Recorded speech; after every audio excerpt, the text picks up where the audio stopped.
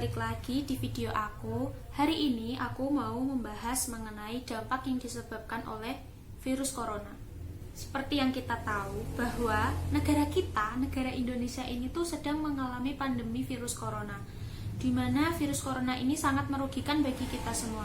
Karena tidak hanya menyerang kesehatan kita secara langsung dan juga berdampak pada ekonomi, virus corona ini juga menyerang kesehatan kita secara tidak langsung. Kenapa?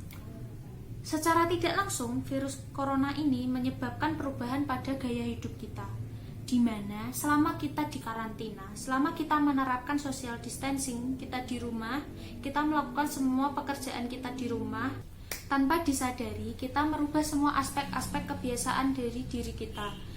Seperti biasanya kita ke kampus atau ke tempat kerja itu jalan kaki, sekarang kita hanya duduk di rumah aja tanpa adanya aktivitas fisik.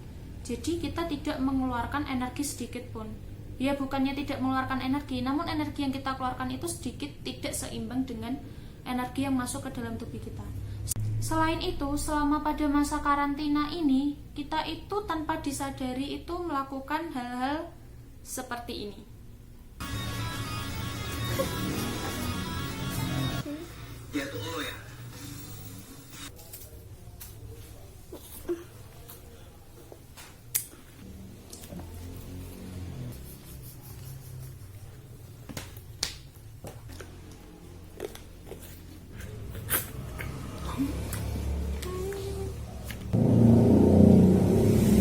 Jangan di dia lah, dimakan kayak gini. Bagus. Ya, bagus.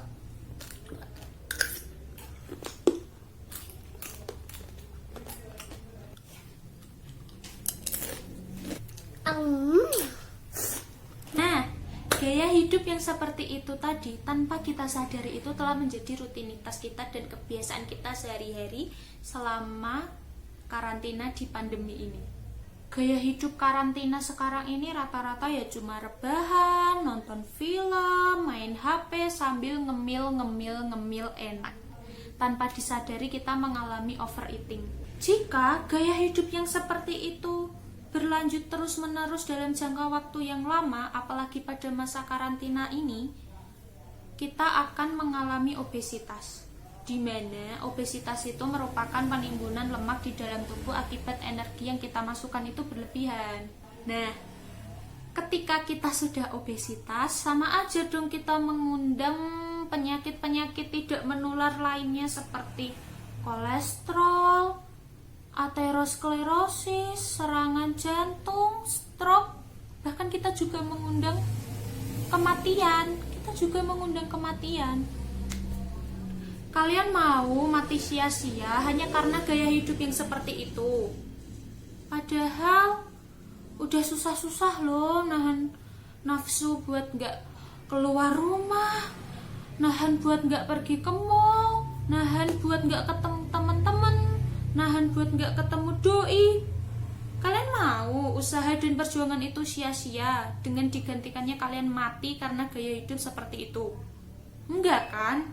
Nah, jadi untuk mencegah agar setiap usaha dan perjuangan kalian selama masa karantina ini dalam menahan keinginan kalian untuk keluar rumah ini tidak sia-sia, ada hal dasar yang perlu kalian ketahui, yaitu hitung BMI atau sering disebut dengan IMT atau indeks massa tubuh. Jadi, apa sih BMI atau IMT ini? Jadi BMI atau IMT ini merupakan salah satu indikator untuk mengetahui status gizi kita. Apakah kita termasuk underweight, normal, atau overweight, atau bahkan kita sudah mencapai obesitas. Nah, caranya gimana? Caranya adalah dengan menggunakan rumus berat badan dalam kilogram per tinggi badan kuadrat dalam meter. Sekarang kita coba kita menghitung BMI ku. Kalian lihat aku, apakah aku kurus atau gendut? Coba lihat aku dulu. Damn! Oke, berat badanku itu 53 kg. Sedangkan tinggi badanku 152 cm. Coba kita hitung. dengan memasukkan ke dalam rumusnya. BMI sama dengan berat badan dalam kilogram per tinggi badan kuadrat dalam meter. Jadi 53 kg dibagi 1,52 kuadrat meter persegi.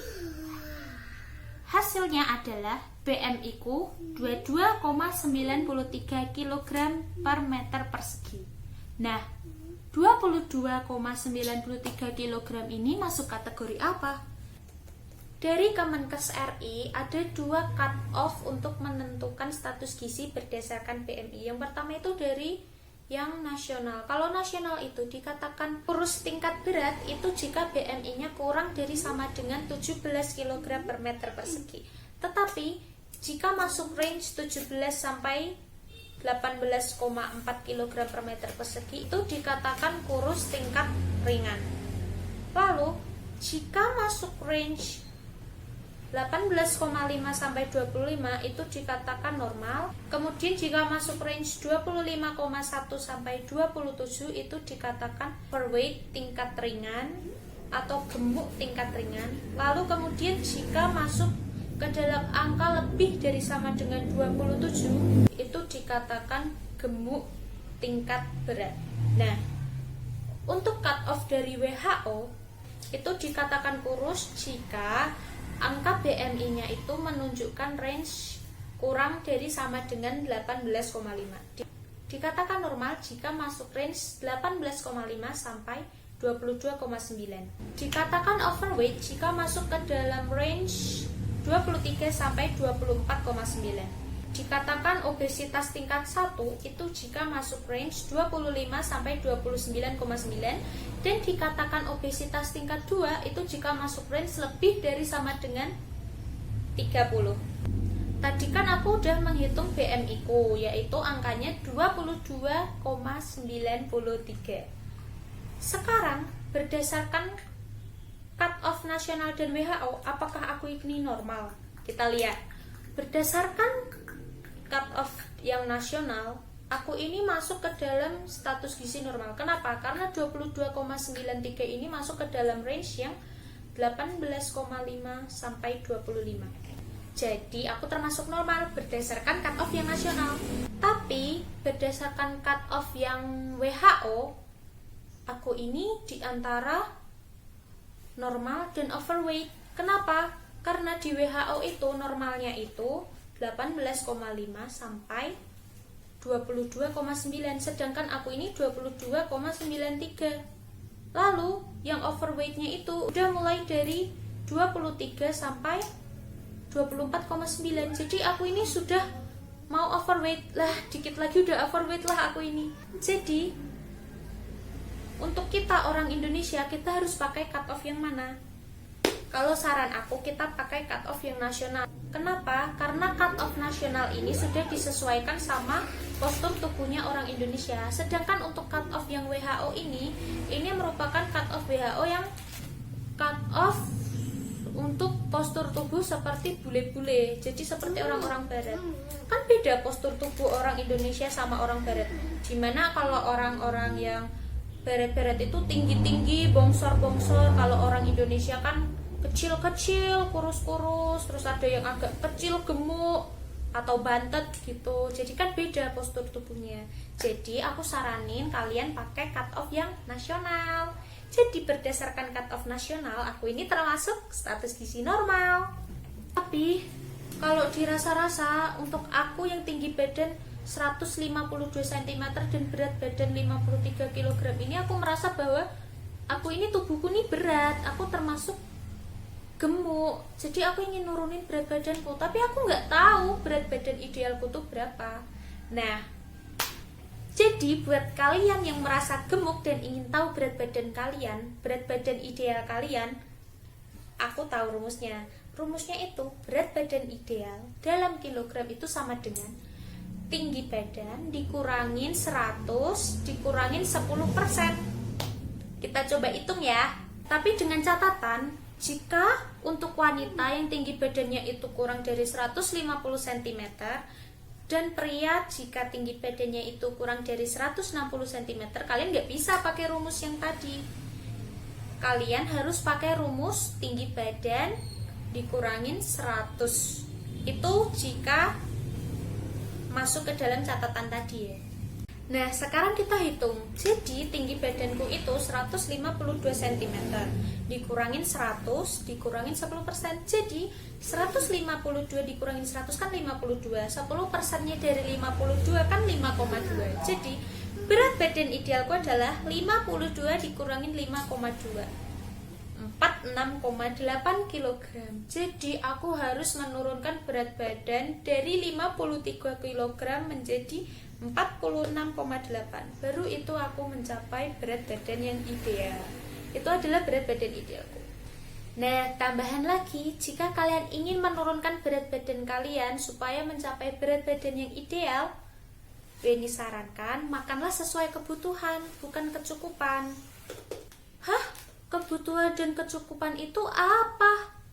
Nantilah di next video aku jelasin, soalnya kalau dijelasin di sini bakal panjang banget. Gak cukup durasinya. Jadi intinya yang penting untuk mencegah agar kalian tidak obesitas dan untuk mencegah agar usaha kalian pada masa karantina dan pandemi ini tidak sia-sia dalam menahan hawa nafsu untuk keluar, ubahlah gaya hidup kalian. Ubahlah supaya karantina kalian itu menjadi produktif, tetap melakukan aktivitas fisik dan tetap melakukan gaya hidup yang sehat. Rubah pola makan, makan sesuai kebutuhan. Dan yang paling utama adalah hitunglah BMI kalian supaya kalian itu tahu status gizi kalian itu apa. Normalkah, kurangkah, atau lebihkah, supaya kita dapat menjalankan kehidupan kita menjadi lebih sehat. Gak cuma agar tubuh kita menjadi lebih sehat, kita juga menghindarkan tubuh kita dari datangnya tamu-tamu tak diundang seperti penyakit tidak menular tadi.